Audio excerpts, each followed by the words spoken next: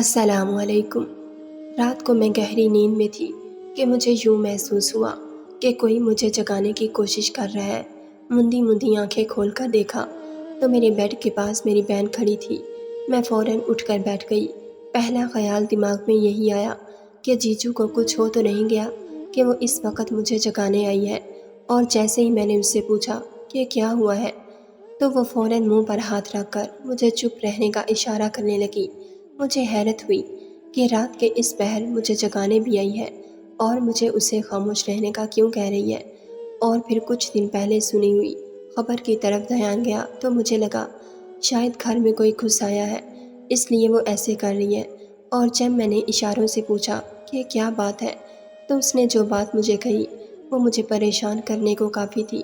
میری بہن چاہتی تھی کہ میں اس کے کمرے میں جا کر اس کے شوہر کے ساتھ بیڈ پر اس کی جگہ سو جاؤں۔ میں نے اس سے پوچھا کہ ایسا کیوں چاہتی ہیں اور میں اس کے شوہر کے ساتھ کیسے سو سکتی ہوں، لیکن وہ بضد تھی کہ میں 1 گھنٹے کے لیے وہاں رک جاؤں، اور جب وہ واپس آئے گی تو پھر میں وہاں سے آ جاؤں گی، کسی کو پتہ بھی نہیں چلے گا۔ لیکن مجھے خطرہ تھا کہ جیجو کو پتہ چل جائے گا تو ایک دن ہم دونوں بہنوں کو گھر سے نکال دیں گے، اور کسی مرد کے ساتھ اس کی بیوی کی جگہ میں کیسے سو سکتی تھی۔ لیکن میری بہن میری منت کر رہی تھی اور اس کے مجھ پر بہت احسان تھے، اس لیے میں چپ چاپ اس کی بات مان گئی اور اس کے کمرے میں جا کر بیڈ کے کونے پر سو گئی۔ صبح فجر کی اذان سے کچھ پہلے میری بہن دوبارہ آئی اور مجھے جگایا اور اپنے کمرے میں جانے کو کہا۔ میں اپنے کمرے میں آ گئی، لیکن میرا دماغ اپنی بہن کی پراسرار حرکت پر تھا کہ رات کو اس نے مجھے کیوں بھیجا اور خود کہاں تھی۔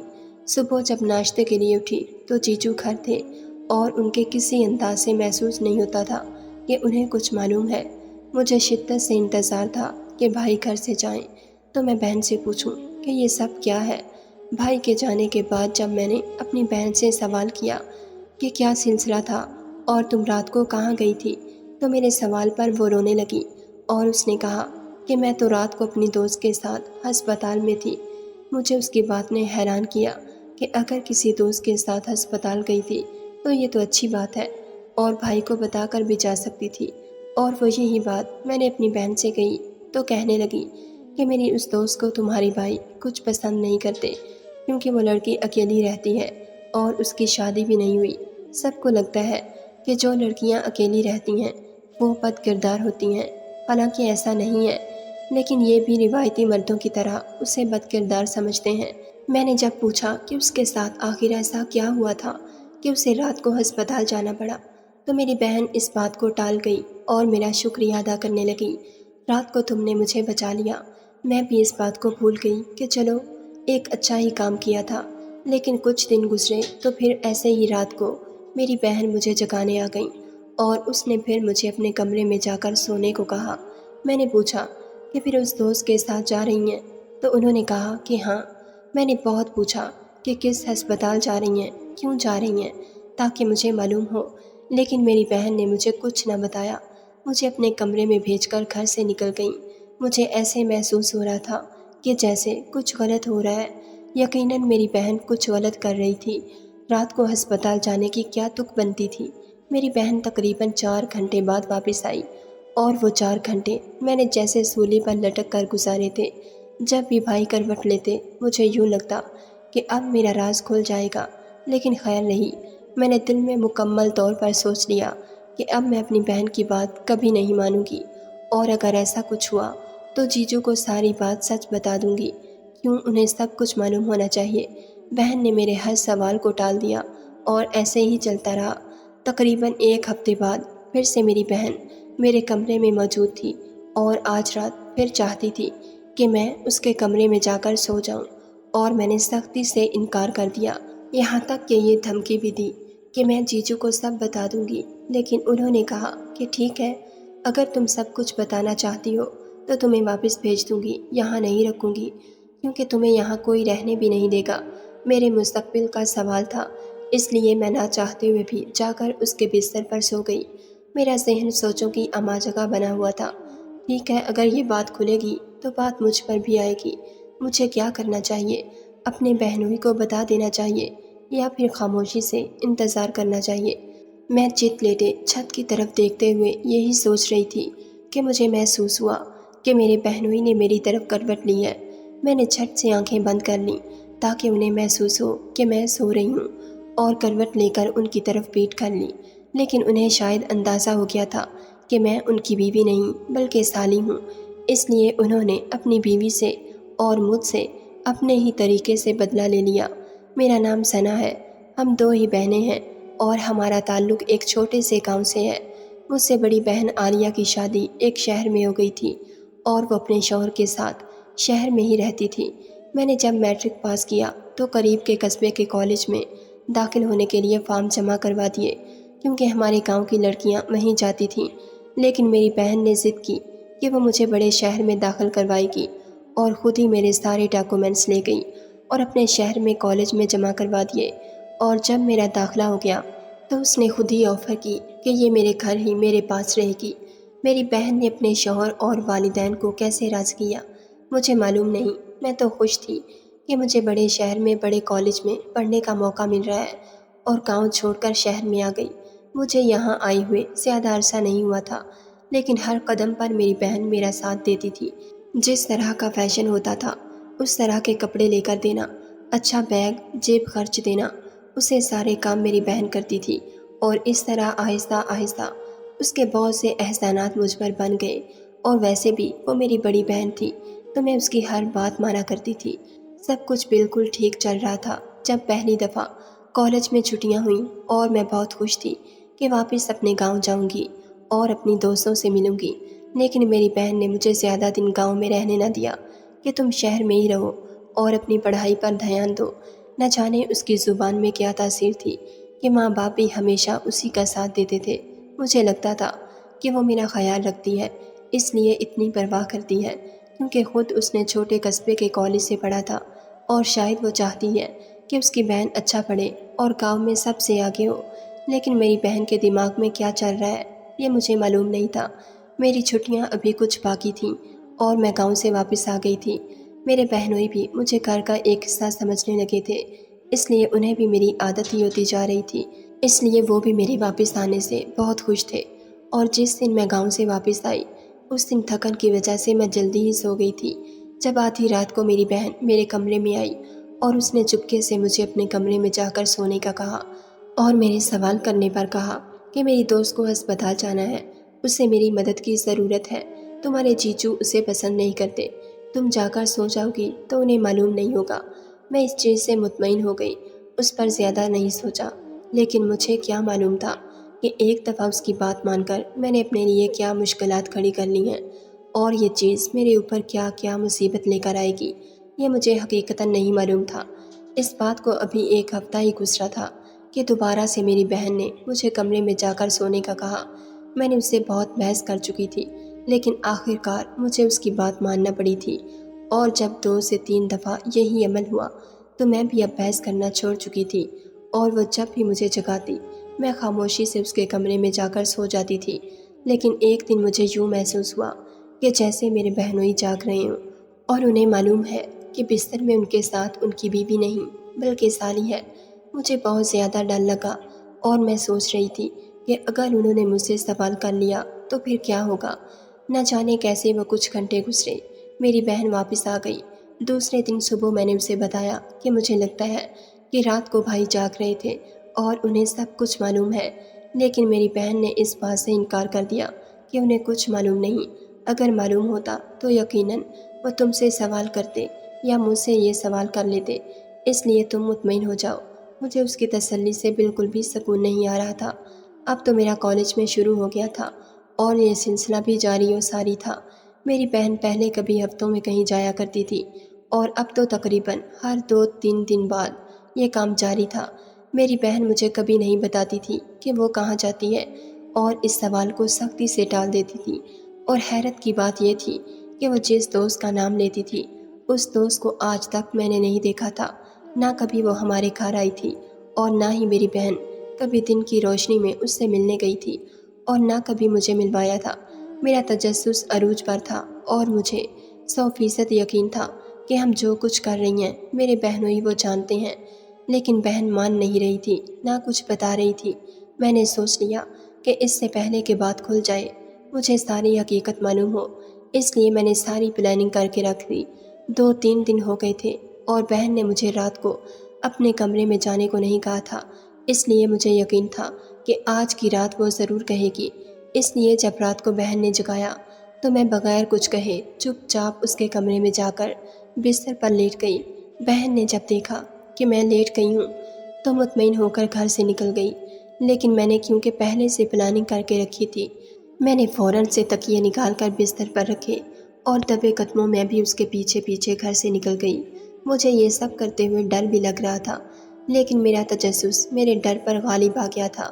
مجھے نہیں معلوم تھا کہ اس کا انجام کیا ہوگا، لیکن بس میں جہاں بہن جا رہی تھی اس کے پیچھے پیچھے جا رہی تھی۔ مجھے اس بات کی بھی پرواہ نہیں تھی کہ بہنوئی جا گئے تو پھر کیا ہوگا، کیونکہ مجھے پہلے سے ہی یقین تھا وہ سب کچھ جانتے ہیں۔ گلی میں خوب اندھیرا تھا اور میں بہن کے پیچھے دبے قدم جا رہی تھی۔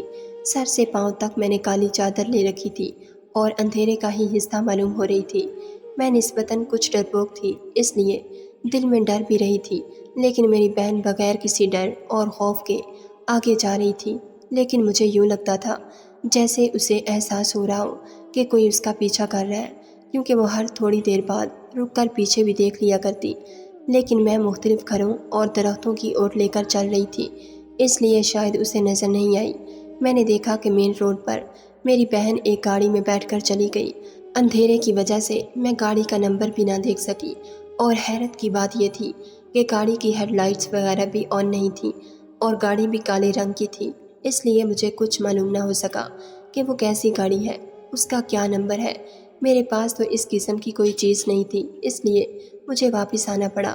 میں خاموشی سے اپنی بہن کے کمرے میں گئی اور اس کی جگہ پر جا کر لیٹ گئی، لیکن مجھے 100% یقین تھا میرے بہنوئی جاگ رہے ہیں۔ لیکن نہ ہی انہوں نے مجھ سے کوئی سوال کیا اور نہ ہی میں نے کوئی آواز پیدا کی، بلکہ خاموشی سے لیٹی رہی۔ تقریباً 3 گھنٹے بعد عالیہ واپس آئی اور اس نے مجھے خاموشی سے اشارہ کیا، اور ہمیشہ کی طرح میں اٹھ کر اپنے کمرے میں چلی گئی اور وہ اپنی جگہ پر لیٹ گئیں۔ لیکن میں نے سوچ لیا تھا کہ آج صبح لازمی اپنی بہن سے سوال کروں گی کہ وہ پھر جاتی کہاں ہے، اور اگر اس نے مجھے کچھ نہ بتایا تو میں ساری بات اپنے بہنوئی کو بتا دوں گی، کیونکہ میں مزید اس کھیل کا حصہ نہیں بن سکتی تھی اور نہ ہی بننا چاہتی تھی۔ مجھے اپنی بہن پر حیرت ہوتی تھی کہ وہ کیسے سب کچھ کرتی ہے، کیونکہ مجھے یقین تھا کہ وہ غلط راہ پر چل نکلی ہے۔ اس کی ایسی کوئی دوست نہیں، یقیناً 2-3 گھنٹوں کے لیے کسی لڑکے کے ساتھ جاتی ہے۔ اور اب اپنی بہن کے معاملات پر میں غور کر رہی تھی تو مجھے اندازہ ہوا کہ میرے بہنوئی کی تنخواہ اتنی زیادہ نہیں، تو پھر میری بہن روز رنگ رنگ کے سوٹ کہاں سے لیتی ہے اور مجھے بھی زیادہ پاکٹ منی دیتی ہے؟ یہ سارے پیسے آخر کہاں سے آتے ہیں؟ میں جیسے جیسے سوچتی جا رہی تھی، مجھے اپنی بہن کی ہر کہانی میں جھول نظر آ رہا تھا۔ کوئی تو غلط کر رہا تھا، اور اس بات نے مجھے بہت زیادہ فکر میں مبتلا کر دیا تھا، کیونکہ اگر یہ بات کھل جاتی تو میرا مستقبل خراب ہوتا، ساتھ میں بہت زیادہ بدنامی بھی ہو جاتی۔ اور آخر وہ یہ سب کر کیوں رہی ہے؟ اس کی ایک ہی خواہش تھی کہ اس کی شادی شہر میں ہو، اور اس کی خواہش پوری ہو چکی تھی، تو پھر وہ کیوں دھوکہ دے رہی تھی اپنے شوہر کو؟ اس قسم کے بہت سے سوال تھے، لیکن میرے جواب میری بہن کے پاس تھے، جو مجھے بالکل جواب نہیں دینا چاہ رہی تھی۔ مجھے اس سے ہر سوال کا جواب چاہیے تھا، اس لیے میں نے دوسرے دن صبح کالج سے چھٹی کر لی اور بہنوئی کے آفس جانے کے بعد اپنی بہن سے سیدھا سا سوال کر لیا کہ وہ کہاں جاتی ہے اور کس کے ساتھ جاتی ہے۔ میں نے اسے کہا کہ مجھے سب کچھ سچ سچ بتا دے، کیونکہ میں جانتی ہوں کہ وہ کسی غلط راستے پر چل نکلی ہے، اور کل رات میں ہی اس کا پیچھا کر رہی تھی، اور اب بھی اگر اس نے مجھے سچ نہ بتایا اور اس سب کو نہ روکا تو میرے پاس آخری حل یہی ہوگا کہ میں اس کے شوہر کو سب کچھ بتا دوں۔ میری بات سن کر کچھ دیر تو میری بہن پریشانی میں آ گئی، لیکن پھر اس نے کہا کہ اگر میں کسی کے ساتھ جاتی ہوں تو یہ میرا مسئلہ ہے، تم کو اس میں پڑھنے کی ضرورت نہیں۔ میں تمہیں یہاں اس لیے لے کر آئی تھی کہ تم میرا ساتھ دے سکو۔ میرا اور تمہارا قد کاٹ بالکل ایک جیسا ہے، اندھیرے میں بالکل سمجھ نہیں آتی کہ میں کون ہوں اور تم کون ہو، اور تمہیں یہ سب کچھ کرنا ہی ہوگا جب تک میں چاہتی ہوں، کیونکہ اگر تم انکار کرو گی تو میرے پاس ایک ہی دوسرا راستہ ہے، میں تمہیں واپس گاؤں بھجوا دوں گی اور ماں باپ کو یہ بتا دوں گی کہ تمہارا اپنے بہنوئی سے کسی قسم کا کوئی تعلق تھا، اس لیے میں نے تمہیں واپس بھیجا ہے۔ اس کے بعد نہ تو تمہیں والدین آگے پڑھنے دیں گے اور نہ ہی گاؤں میں تمہاری کوئی عزت کرے گا۔ تمہاری ساری زندگی ایک سوالیہ نشان بن کر رہ جائے گی۔ اس کی اس بات نے میری آنکھیں کھول دیں کہ اگر اس نے سچ میں ایسا کر دیا تو میں کسی کو منہ دکھانے کے لائق نہیں رہوں گی۔ لیکن مجھے اپنی بہن کی خود غرضی پر افسوس بھی ہو رہا تھا۔ اس وقت تو روتے ہوئے میں وہاں سے اٹھ گئی، لیکن اپنے کمرے میں جا کر سوچنے لگی کہ وہ یہ سب کیوں کر رہی ہے۔ وہ تو بہت ہی لائق اور ذہین لڑکی تھی، اور اس کی ساری جوانی میرے سامنے ہی۔ اس نے کبھی کوئی غلط راستہ اختیار نہیں کیا تھا، حالانکہ وہ شہر میں اکیلی پڑھنے بھی گئی تھی۔ اس نے شہر سے 3 ماہ کا کمپیوٹر کورس کیا تھا اور اکیلی رہتی بھی رہی، لیکن کبھی اس کی کوئی بات ایسی نہ سنی۔ تو اب آ کر جب وہ شادی شدہ ہے تو ایسے کام کیوں کر رہی ہے؟ کبھی دل کرتا کہ وہ کچھ غلط نہیں کر رہی، لیکن آنکھوں دیکھا بھی جھٹلایا نہیں جا سکتا۔ میں ہر طرف سے گھر چکی تھی۔ اگر کسی کو کچھ بتاتی تو بے عزتی ہوتی، اور اگر نہ بتاتی تو مجھے اپنی بہن کے اشاروں پر ناچنا تھا اور اس کی کٹ پتلی بن کر رہنا تھا۔ اسی لیے ہر راستہ بند ہو چکا تھا۔ تعلیم ادھوری چھوڑ کر گاؤں میں جاتی تو بھی سب سوال کرتے، اور اگر کسی کو کچھ بتاتی تو بہن کی دھمکی سامنے تھی۔ اس لیے مجھے خاموشی سے وہی کرنا تھا جو یہ کہہ رہی تھی، حالانکہ سب پر میرا دل راضی نہ تھا۔ اور ادھر میرے بہنوئی کے رنگ بدلتے جا رہے تھے، جو میرے لیے اور زیادہ تشویش کی بات تھی۔ وہ بہن کے سامنے تو بالکل نارمل رہتا، لیکن جیسے ہی میری بہن آگے پیچھے ہوتی تو مجھ سے ذو معنی باتیں کرنے لگتے، جیسے وہ جانتے ہوں کہ میں رات کو ان کے پاس ہوتی ہوں۔ یہ بات میرے لیے اور زیادہ پریشانی کا باعث تھی۔ میں تعلیم چھوڑ کر ہاسٹل میں بھی نہیں رہ سکتی تھی۔ میں نے سوچا تھا کہ ماں باپ سے نہیں تو بہنوئی سے یہ بات ضرور کر لوں گی، لیکن اب ان کی ذو معنی باتوں کی وجہ سے میں ان سے بھی کھنچی ہوئی رہتی تھی۔ میرے لیے کوئی فرار کا راستہ نہیں تھا سوائے خدا کے، اور میں نماز میں رو رو کر خدا سے یہی دعا کرتی تھی کہ وہ میری بہن کو ہدایت دے دیں یا مجھے سب سے نکلنے کی کوئی ترکیب بتا دیں۔ ایک دفعہ میں بہن کی الماری سے کوئی چیز ڈھونڈ رہی تھی کہ میں آنکھوں نے ایک عجیب ہی چیز دیکھی کہ پیچھے کر کے شاپر چھپایا گیا تھا، اور جب میں نے وہ کھول کر دیکھا تو حیرت زدہ رہ گئی۔ اس میں لڑکیوں کی جینس اور شرٹ پڑی تھی۔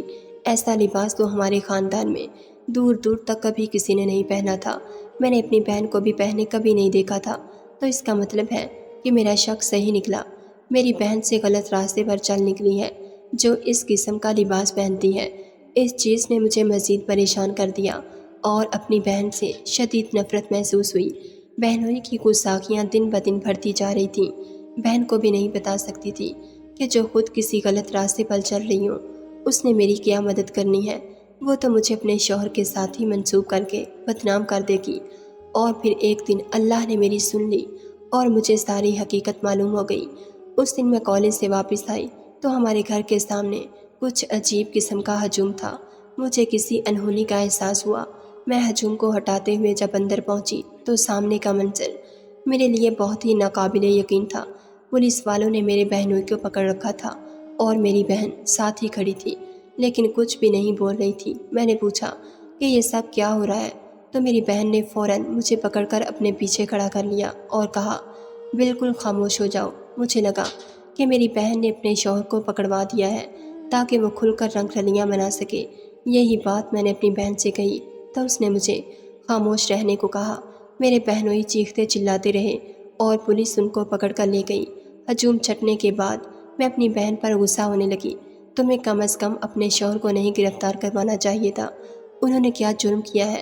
اگر تو تمہارے راستے کا کانٹا تھے تو ان سے طلاق لے سکتی تھی، لیکن بے گناہ کو ایسے پکڑوانا بالکل بھی اچھی بات نہیں۔ میری بہن نے کہا کہ وہ بے گناہ کیسے ہیں؟ کیا وہ تمہیں تنگ نہیں کرتے تھے؟ اس پر میں سر جھکا کر رہ گئی تو میری بہن نے کہا کہ تم یہاں بیٹھو، میں تمہیں بتاتی ہوں حقیقت کیا ہے۔ اور پھر میری بہن نے مجھے جو حقیقت بتائی وہ مجھے حیرت زدہ کرنے کو کافی تھی۔ اس نے جو بتایا وہ اسی کی زبانی بتا رہی ہوں۔ شادی سے پہلے میں شہر میں 1 ماہ کا کورس کرنے آئی تھی، تمہیں یاد ہے؟ میں نے کہا کہ مجھے یاد ہے، تو اس پر اس نے مجھے بتایا کہ وہ کوئی کمپیوٹر کورس نہیں تھا، بلکہ اس نے پولیس فورس جوائن کر لی تھی اور وہ اس کی ٹریننگ لینے آئی تھی۔ اس نے گھر میں کسی کو نہیں بتایا، یہ بات صرف اس کے اور میرے والدین کو معلوم تھی۔ کچھ عرصے بعد اس کا رشتہ آ گیا اور والدین نے ضد کر کے اس کی شادی طے کر دی۔ میں خود بھی شادی سے بہت خوش تھی، لیکن جب شادی کے بعد اس نے اپنے شوہر سے کہا کہ وہ پولیس فورس جوائن کرنا چاہتی ہے تو انہوں نے سختی سے منع کر دیا اور اس نے بالکل نہیں بتایا کہ وہ آلریڈی فورس جوائن کر چکی ہے۔ لیکن جب اس نے جاب سے ریزائن کیا تو اس کے ہیڈ نے اسے کہا کہ وہ ریزائن نہ کرے بلکہ وہ ڈیلی نہ آئے، لیکن پولیس کے جو خفیہ مشن ہیں ان میں وہ مدد کر دیا کرے۔ اس پر اس نے حامی بھر لی۔ ایسے لگا تھا کہ گھر کی مجبوری کی وجہ سے اس کا شوہر انکار کر رہا ہے۔ ایک بار ایک مافیا گینگ کے خلاف انہوں نے ثبوت ڈھونڈنے تھے اور اس نے شوہر کو بتائے بغیر یہ کام شروع کر دیا، لیکن پہلے ہی مرحلے پر اسے معلوم ہو گیا کہ اس کا شوہر بھی اسی گینگ کا ایک حصہ ہے، اور شاید اسی لیے وہ اتنی شدت سے اسے پولیس جوائن کرنے سے منع کرتا تھا۔ اس لیے اس نے ایک جوا کھیلنے کا فیصلہ کیا اور مجھے استعمال کر کے یہ جو راتوں کو اٹھ کر بھاگ جاتی تھی تو یہ سارے ہی اپنے کام کی وجہ سے جاتی تھی، اور اسے معلوم ہے کہ اس کا شوہر سارا کچھ جانتا تھا۔ جو ہمیشہ مجھے لگتا تھا کہ میرا بہنوئی جانتا ہے تو وہ سچ تھا۔ وہ ہمیشہ سے جانتا تھا کہ میں کہیں چلی جاتی ہوں۔ مسئلہ یہ تھا کہ اس کی نیت تم پر خراب ہو چکی تھی، اس وجہ سے وہ ہم لوگوں پر ہاتھ نہیں ڈال رہا تھا، بلکہ وہ چاہتا تھا کہ مجھے رنگے ہاتھوں پکڑے اور اس بات کو بنیاد بنا کر مجھے چھوڑ کر تم سے شادی کر لے۔ لیکن میں اس کے بندوں کے ہاتھ کبھی نہ آئی، اور میں سب کچھ جانتے ہوئے بھی آنکھیں بند کر کے اس لیے رو رہی تھی کیونکہ مجھے معلوم تھا اس وقت جو ہو رہا ہے وہ ایک جفا ہے، اور آج تو میں نے خود اس کی گرفتاری بھی کی ہے، کیونکہ میں شوہر تو کھو سکتی ہوں لیکن اس ملک کے ساتھ غداری نہیں کر سکتی۔ مجھے اپنی سوچ پر شرمندگی ہونے لگی کہ میری بہن کیا تھی اور میں اسے کیا سمجھ رہی تھی۔ میں نے اس سے معذرت کر لی جو اس نے کھلے دل سے قبول کر لی۔ میری بہن نے اپنے شوہر سے کھلا لے لی اور باقاعدہ پولیس فورس جوائن کر لی۔ ہم اب بھی اسی شہر میں رہتی ہیں، لیکن اب میرے سر پر کسی بہنوئی کی دست درازی کی تلوار نہیں، اور نہ ہی مجھے یہ خوف ستاتا ہے کہ میری بہن کسی غلط راستے پر چل نکلی ہے اور وہ مجھے استعمال کر لے گی، کیونکہ ہمیشہ آنکھوں دیکھا ہمیشہ سچ نہیں ہوتا۔ ناظرین، اگر آپ کو ہماری ویڈیو پسند آئی ہے تو لائک ضرور کیجیے، اور ایسی مزید ویڈیوز دیکھنے کے لیے ہمارے چینل کو سبسکرائب کر لیجیے۔